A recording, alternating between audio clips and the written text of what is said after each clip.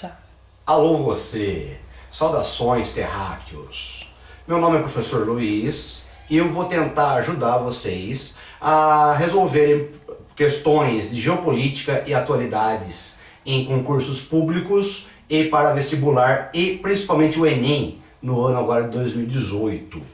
Então, se você quiser ter mais chances, maior probabilidades de passar com uma boa nota no vestibular no concurso público, se inscreva no canal Geografizando com o professor Luiz. Bom, o tema de hoje que eu achei relevante para o vestibular e a prova sua de concurso público é a divisão internacional do trabalho.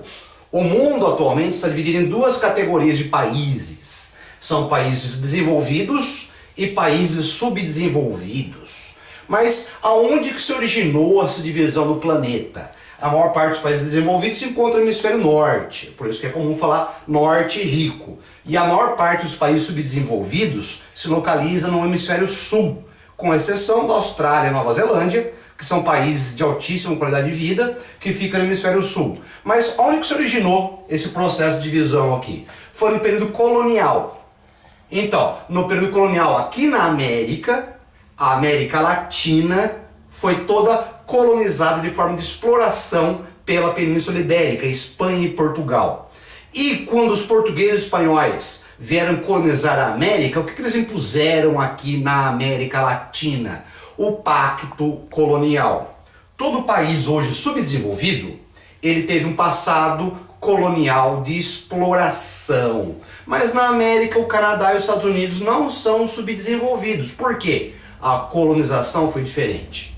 Lá eles não sofreram um pacto colonial. O Canadá e os Estados Unidos foram colônias de povoamento da Inglaterra.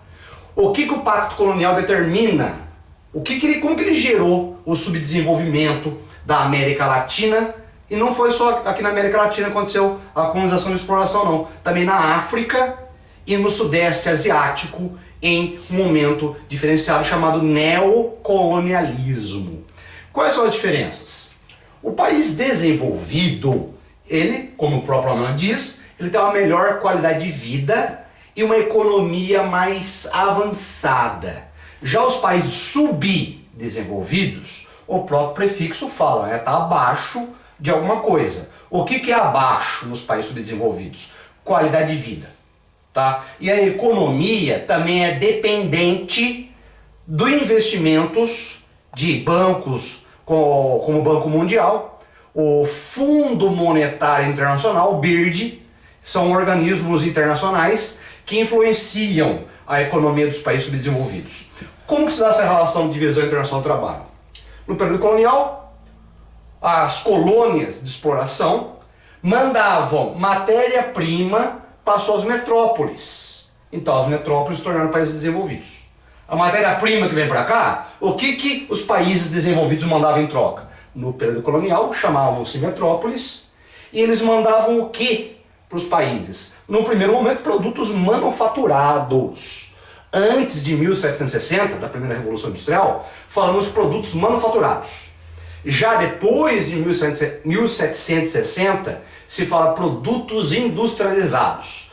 E quais os tipos de produtos que valem mais? Matéria-prima ou produto industrializado?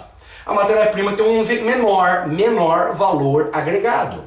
Matéria-prima o que é? Produtos agropecuários, extração mineral, extração de vegetal, tudo isso. Então os países subdesenvolvidos mandam, desde o período colonial, isso é mandado para os países desenvolvidos.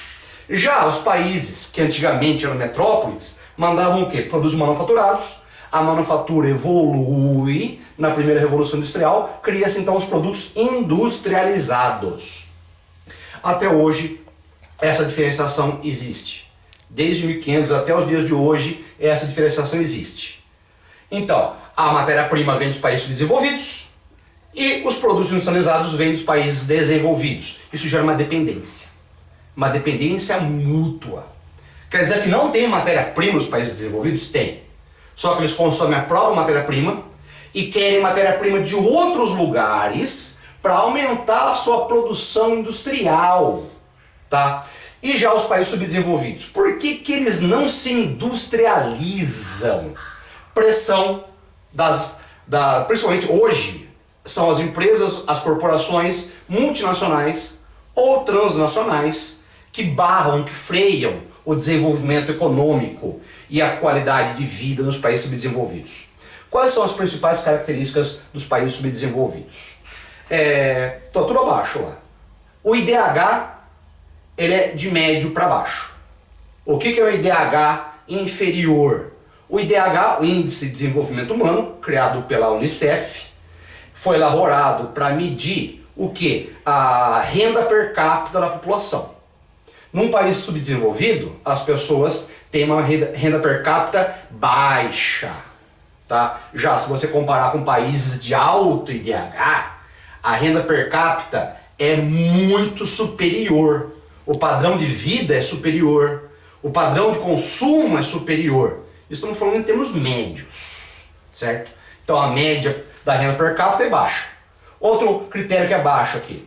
A expectativa de vida nos países subdesenvolvidos é abaixo de um padrão de qualidade. Exemplo, vamos pegar o Haiti. O Haiti, o pior país das Américas, um dos piores países do mundo. Regiões do Haiti lá, a população não vive em média 45, 50 anos. Já no Japão, que é um país altamente desenvolvido, campeão mundial de expectativa de vida, a população vive tranquilamente até os 85 anos de idade. Então, o problema hoje no Japão, devido a essa enorme expectativa de vida, é o envelhecimento da população. A maior parte da população japonesa hoje é composta por idosos, certo? E já em países subdesenvolvidos, há o predomínio da população jovem, de crianças e de adolescentes.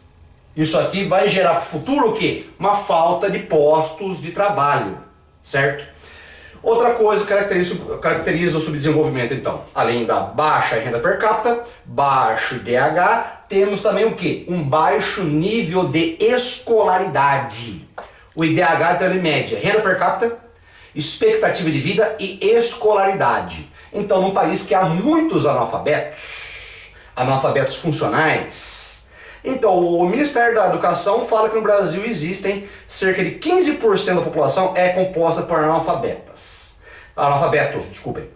Só que mais uns 10% aí, ou até mesmo uns 15 ou 20%, não há um número preciso, são compostos por analfabetos funcionais. Qual a diferença do analfabeto e analfabeto funcional? O analfabeto não sabe identificar nenhuma palavra. Já o analfabeto funcional, ele identifica palavras. Só que ele não consegue ler um texto, compreender um texto. Ele não consegue conectar as palavras e fazer um texto. Ele não consegue argumentar de forma crítica sobre um texto que ele acabou de ler. Ele vai, pega um jornal, lê aí. Ah, tá escrito isso. Daí, o que você entendeu do texto? Não é capaz de compreender um texto. Não é capaz de ser, como vou dizer, autônomo, independente. Precisa de sempre de alguém falando para ele o que fazer. Faça isso, faça aquilo. Então, analfabetos funcionais são massa de manobra muito fácil de conduzir, de meio que manipular que nem gado, né? Já nos países desenvolvidos, com o IDH superior, você tem uma renda per capita maior, tem uma maior expectativa de vida e tem uma maior o quê? Nível de qualificação na educação. É comum se você for para a Escandinávia, Suécia, Noruega, Finlândia, Dinamarca, Canadá, na América Anglo-Saxônica, Nova Zelândia, Austrália, Suíça, Áustria, quase todo mundo tem nível superior. É raro você encontrar alguém que não tenha nível superior, tá? Ah, o cara tá varrendo no chão, não teve chance de estudar? Não, o cara é formado em engenharia, vai ver às vezes, viu? O cara é formado em direito. Mas por que tá varrendo no chão? Porque alguém precisa fazer isso, tá? Então é comum, eu já vi documentário sobre a fábrica da Volvo, da Scania, que até o pessoalzinho fazendo café, atendendo telefone, que é curso superior. E não são tratados como mão de obra desqualificada, não. A Volvo é uma pioneira nisso aí, né? Todo mundo que entra na Volvo tem um alto nível de qualificação, só que precisa começar a fazer serviço braçal, né? Serviço que aqui é considerado inferior. Lá todo mundo faz isso mesmo tendo curso superior. Então, Luiz, uma vez me perguntaram por que o Brasil não evolui num patamar de qualidade de vida que o mesmo que a Austrália? Por quê? Por causa da colonização e exploração, que o Brasil sofreu, toda a América Latina, e no período colonial, no período neocolonial, no período imperialista.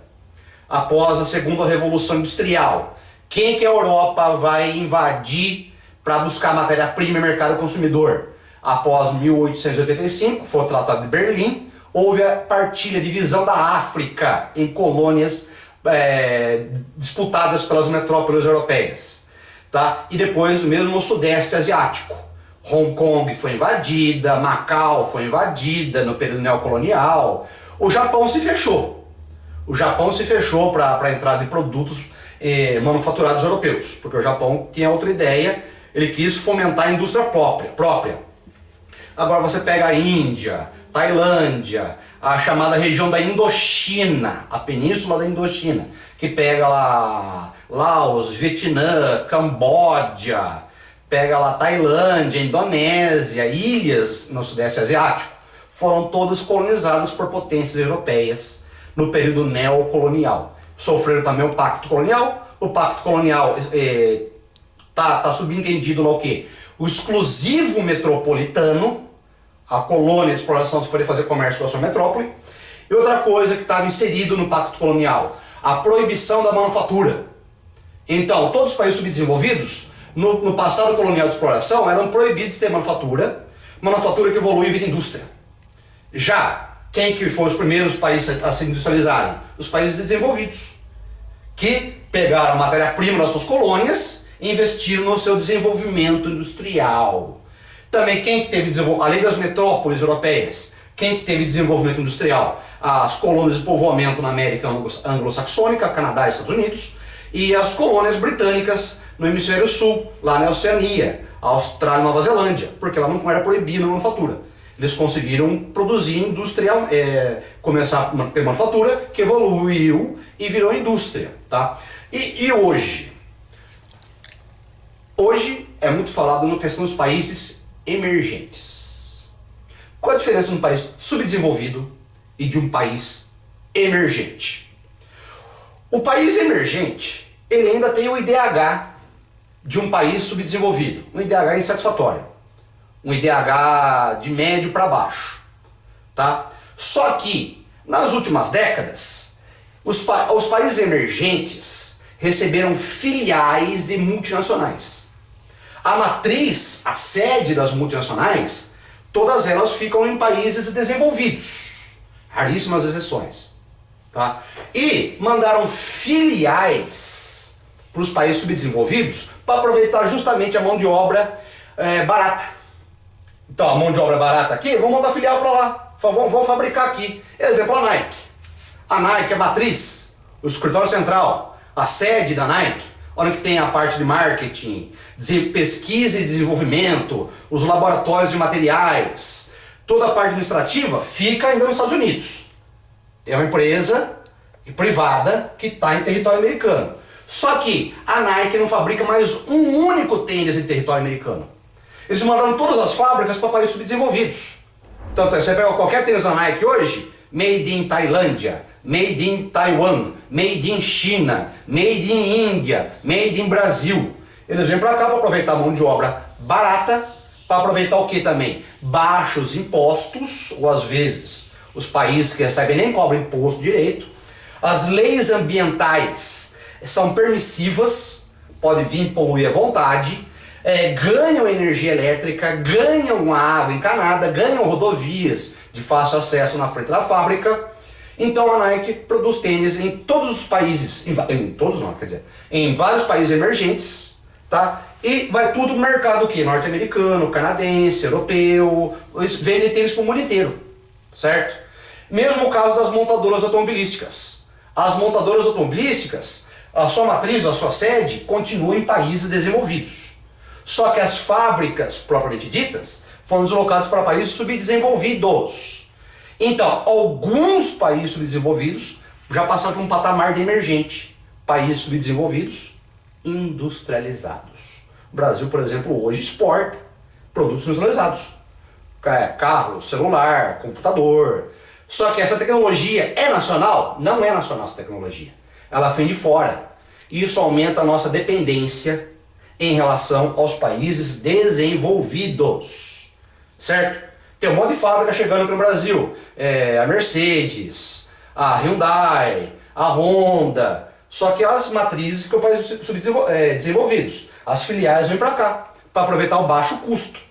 maximiza a sua lucratividade. O Brasil, a Argentina e o México exportam automóveis, laptops, celulares, só que todo o lucro vai para onde?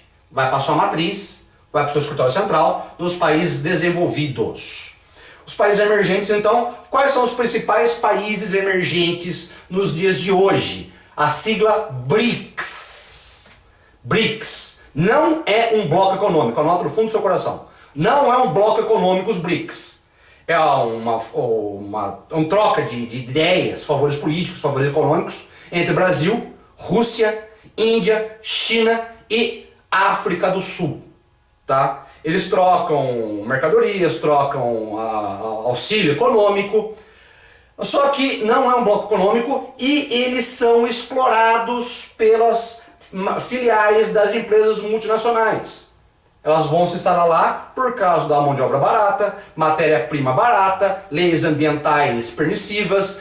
China, por exemplo, e Índia não tem lei trabalhista e lei ambiental. Qualquer empresa que vai para lá faz o pinta e borda, faz o que quiser com a população, faz o que quiser com o meio ambiente e não, o governo não está nem aí, está pouco se importando. Mesmo é uma coisa com o Brasil hoje, né? Com o governo neoliberal, o governo faz tudo para atrair filial de empresa multinacional. Eles vêm para cá, pinta e borda, e o lucro é todo remetido para o exterior. Então, por que os países subdesenvolvidos não evoluem? Pressão das empresas multinacionais, pressão de organismos como o FMI. Quer dinheiro emprestado? Quero. Só que você tem que seguir uma cartilha de regras. Tá? E essa cartilha de regras inibe o desenvolvimento social e econômico desses países subdesenvolvidos. Tanto é que até hoje a principal fonte de riqueza dos países subdesenvolvidos é a exportação do quê? De matéria-prima. Qual que é o carro-chefe? O que mais dá dinheiro para os países subdesenvolvidos? Exportação de gêneros agropecuários, alimentos, carne bovina, soja, milhos, café, minério de ferro, commodities. O que mais que os países subdesenvolvidos exportam? Commodities. E o que os países desenvolvidos exportam? Produtos industrializados, certo? E essa dependência nunca acaba. E a próxima aula nossa, amanhã já devo postar na internet, será única e exclusivamente sobre países emergentes e como que eles estão transformando a antiga ou a tradicional divisão internacional-trabalho numa nova divisão internacional-trabalho. Espero você amanhã nesse mesmo canal.